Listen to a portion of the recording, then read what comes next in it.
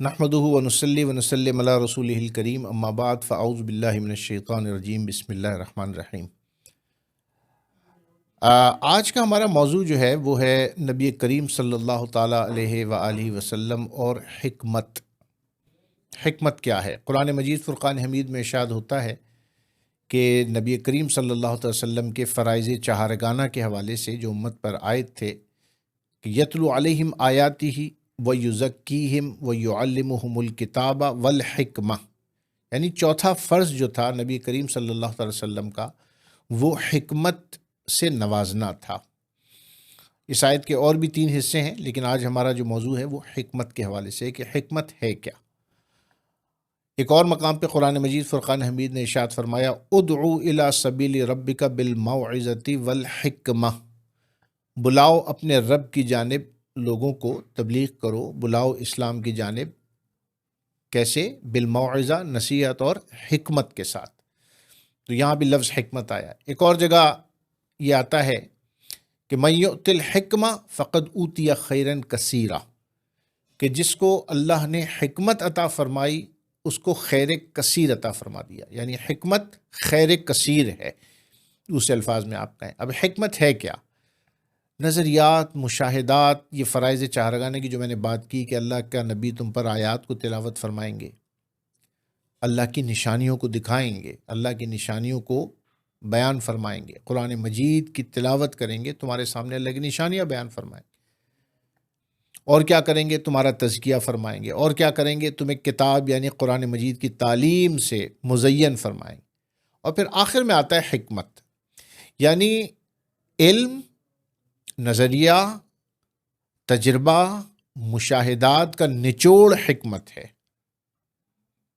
اس کا نچوڑ جو ہے وہ حکمت ہے، یعنی ایک ایسا وصف پیدا ہو جانا جس سے آپ مستقبل میں پیش بینی کر سکیں، پرو ایکٹیو اپروچ کا آ جانا، مستقبل کو دیکھ لینا اپنے فہم و فراست سے۔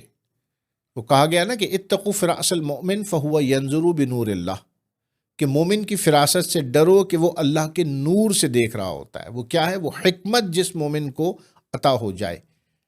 اب سیرت مصطفیٰ صلی اللہ تعالی وسلم میں حکمت کیا ہے؟ دیکھیں تبلیغ دین کے حوالے سے قرآن نے کیا کہا؟ قرآن نے یہ ارشاد فرمایا ادعو الی سبیل ربک بالموعظۃ والحکمہ۔ سرکار دو عالم نور مجسم صلی اللہ علیہ وسلم کی سیرت مبارکہ میں حکمت، پوری آپ کی حیات مطہرہ میں حکمت غالب نظر آتی ہے، حکمت غالب نظر آتی ہے۔ یعنی میں مختصر اگر کہوں تو میں یوں کہہ سکتا ہوں کہ سرکار دو عالم نور مجسم صلی اللہ علیہ وسلم نے جس سے جیسا سلوک فرمایا وہ وہی تھا جس کا وہ حقدار تھا۔ یہ حکمت کی بنیاد پہ تھا۔ کسی کو سزا دینی تو وہ حکمت کی بنیاد پہ، کسی کو سزا معاف کرنا تو وہ بھی حکمت کی بنیاد پہ، یعنی پرو ایکٹیو اپروچ کا ہونا۔ اگر حکمت حاصل نہ ہو تو علم بیکار ہے، حکمت حاصل نہ ہو تو تزکیہ بیکار ہے، حکمت حاصل نہ ہو تو عبادت بیکار ہے، کیونکہ حکمت وہ نگاہ ہے جو انسان کو اس کا مستقبل اور آنے والے حالات میں صحیح فیصلے کی جو صلاحیت ہے وہ عطا کرتا ہے۔ سرکار دو عالم نور مجسم صلی اللہ علیہ وسلم کا اصول تبلیغ کیا تھا؟ یعنی اسلام کو پریچ کرنا۔ اب اسلام کو پریچ کرنے سے بعض اوقات ہم یہ صرف مراد لے لیتے ہیں کہ ان کمیونیکیشن، کہ بات کر کے اسلام کو پھیلانا۔ نہیں، تبلیغ سے مراد صرف بات نہیں ہے، ابلاغ آپ کے عمل سے بھی ہوتا ہے، آپ کے سلوک سے بھی ہوتا ہے، آپ کے کردار سے بھی ہوتا ہے، آپ کے نظریات سے بھی ہوتا ہے، آپ کی گفتگو سے بھی ہوتا ہے۔ گفتگو جو ہے یعنی کمیونیکیشن از اے پارٹ، یعنی وربل کمیونیکیشن کی میں بات کر رہا ہوں کہ verbal communication is a part of preaching, یہ ایک پارٹ آف پریچنگ ہے۔ لیکن پوری شخصیت جو ہوتی ہے انسان کی وہ کسی نہ کسی نظریے کی تبلیغ کر رہی ہوتی ہے، ابلاغ کر رہا ہوتا ہے انسان۔ تو سرکار دو عالم نور مجسم صلی اللہ علیہ وسلم کا اصول تبلیغ کیا تھا؟ حکمت۔ اور وہ کیا ہے؟ تدریج پہلا اصول تھا۔ یہ حکمت تھی نبی کریم صلی اللہ علیہ وسلم کی اسلام کو پریچ کرنے کی، یعنی جس کو کہا نا لا اکراہ فی الدین۔ اکراہ کا بالکل اپوزٹ ہے، فرمایا الدین یسر، کے دین آسان ہے، اور اس میں پہلا اصول دین کو پریچ کرنے کا کیا ہے؟ اصول تدریج، کہ آپ ایوولوشنری پوائنٹ آف ویو سے ٹیچ کریں گے. اور آپ ہر معاملے میں دیکھیں کہ سرکار دو عالم نور مجسم صلی اللہ علیہ وسلم کا عمل مبارک یعنی سنت مبارکہ اور خود قرآن مجید فرقان حمید کی تعلیمات اصول تدریج پر ہیں. یعنی جہاں حکم آیا ہے وہاں تو فائنل آرڈر ہے نا. حکم میں کبھی ریزنز نہیں بتائی جاتی، ایک آرڈر دیا جاتا ہے کہ یہ کر لو. لیکن جہاں انسانی عادات کو چھڑانے کی بات آئی، جہاں انسانی مزاج کو بدلنے کی بات ہے، وہاں اصول تدریج نظر آتا ہے آپ کو. یعنی آپ دیکھیں کہ ایک وقت تھا کہ عرب کے لوگ شراب کثرت سے پیتے تھے، تو قرآن مجید فرقان حمید میں پہلے جو ہے اب تزکیہ نفس میں یہ تھا کہ اس سے کراہت دلائی. ٹھیک ہے، تدریج یہ تھی کہ پہلے کہا کہ بھائی اس کو نہ پیو، اس کی برائیاں بتائیں، اس کے نقائص بتائے، اور کہا کہ اس میں فائدے بہت کم ہیں، نقصانات زیادہ ہیں، اور نقصانات اتنے ہیں کہ وہ فائدوں کے اوپر بھی غالب آ گئے. یعنی کہ 1% آپ کسی بینیفٹ کے لیے جو ہے وہ 99% لاس کو اگر برداشت کر رہے ہیں تو یہ ایک بے وقوفی ہے. حکمت اس میں یہ تھی کہ یہ عادت جو ہے وہ تدریجاً چھڑائی جا سکتی ہے، آہستہ آہستہ چھڑائی جا سکتی ہے، فوراً نہیں چھڑائی جا سکتی. جب انسانی نیچر کی آپ بات کرتے ہیں تو وہ اصول تدریج پر چلتا ہے. یعنی بھی کوئی ہیبٹ 1 ڈے سے نہیں بن جاتی، ہیبٹ اوور نائٹ میں نہیں ہو جاتی، ہیبٹ کو بننے میں وقت لگتا ہے، اور وہ تدریجاً ایک عادت اور ایک لت کی شکل اختیار کرتی ہے. اسی طرح نیکی بھی تدریجاً اپنا ویٹ بڑھاتی ہے اور اس کے اندر ایک کرزمہ پیدا ہوتا ہے. تو کوئی بھی نظریہ بھی ہو تو وہ تدریجاً بڑھتا ہے. اسلام کے نظریات آپ دیکھیں تدریجاً آگے بڑھے.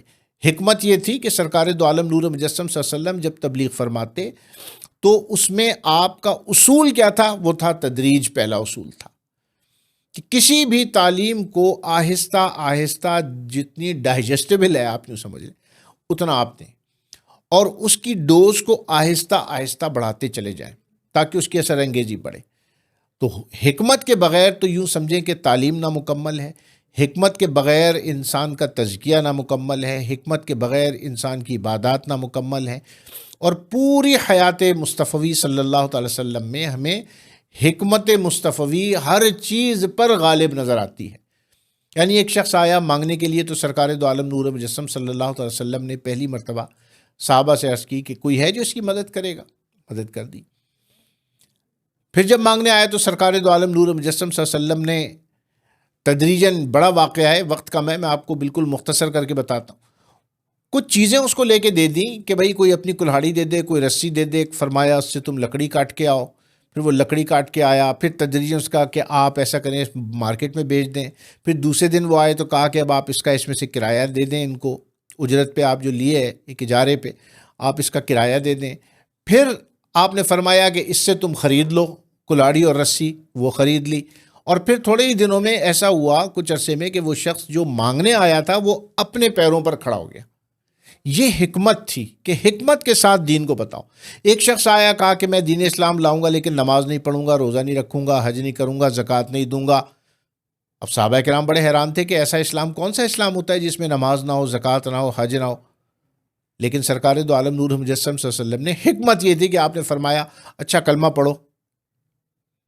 اس نے کلمہ پڑھ لیا. فرمایا کہ اب ایک میری شرط ہے اور یہ کہ مجھ سے جھوٹ نہ بولنا، سچ بولنا ہمیشہ، اور میرے پاس آتے رہنا. اب یہ حکمت جو تھی اس وقت صحابہ کرام کے نظروں میں نہیں تھی، لیکن اللہ کے نبی کے ہر کام میں حکمت تھی. جھوٹ سے آپ نے روکا، فرمایا سچ بولنا سیکھو. اور مختصراً عرض کر دوں کہ کچھ عرصے میں وہ شخص آیا اور آ کے قدمین مصطفیٰ صلی اللہ علیہ وسلم پر سر رکھ کے رونے لگا. فرمایا یا رسول اللہ مجھے معاف کر دیجئے، سچ کی برکت سے مجھے پتہ چل گیا کہ نہ شراب اچھی چیز ہے، نہ جوا اچھی چیز ہے، نماز کے بغیر کوئی اسلام نہیں ہے، روزے کے بغیر کوئی اسلام نہیں ہے، زکوٰۃ کے بغیر کوئی اسلام نہیں ہے. وہ ساری چیزوں کا قائل ہو گیا اور عامل ہو گیا، سب نماز بھی پڑھنے لگا، روزہ بھی رکھنے لگا، زکوٰۃ بھی دینے لگا. یہ حکمت تھی کہ اس کو سچ پر اگر میں نے کنفرم کر دیا تو جھوٹ ایسی چیز ہے جو انسان کو گناہوں میں لے کے جاتا ہے، اور سچ وہ طاقت ہے جو انسان کو اندھیرے سے اجالے میں لے آتا ہے. تو حکمت ہے دین میں. اگر دین کی خدمت ہم کرنا چاہتے ہیں تو حکمت کے ساتھ کریں، دین کی طرف کسی کو بلانا چاہتے ہیں تو حکمت کے ساتھ بلائیں۔ نبی کریم صلی اللہ علیہ وسلم کی پوری حیات طیبہ میں جتنے معاملات نظر آتے ہیں سب میں حکمت کا پہلو غالب نظر آتا ہے۔ یہ وہ نور ہے اللہ کا کہ جس سے مومن آگے تک دیکھ سکتا ہے، آگے کی پلاننگ کر سکتا ہے، اچھے فیصلے کر سکتا ہے۔ اللہ سے دعا ہے کہ اللہ تبارک و تعالیٰ نبی کریم صلی اللہ علیہ وسلم کے صدقے ہمیں بھی حکمت سے نوازے۔ وآخر دعوانا ان الحمد للہ رب العالمین۔